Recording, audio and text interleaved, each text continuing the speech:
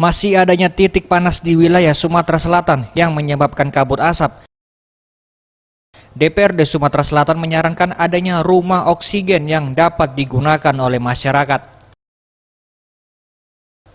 Ketua DPRD Sumatera Selatan RA Anita Nuringhati mengatakan, rumah oksigen tersebut bisa didirikan di beberapa titik, antara lain di daerah strategis atau pusat keramaian, sehingga dapat digunakan untuk beristirahat serta memberikan pertolongan pertama gejala ISPA.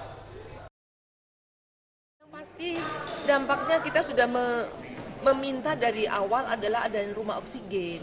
Rumah oksigen artinya mereka harus di tempat-tempat yang membutuhkan oksigen, karena apa? Saya sendiri tadi mungkin bisa dirasakan ada menyekat di tenggorokan, karena ini betul-betul luar biasa, apalagi tadi malam sampai tadi itu asapnya luar biasa, sehingga kita berharap untuk ke depan itu bisa diantisipasi oleh Tim Liputan Sriwijaya TV.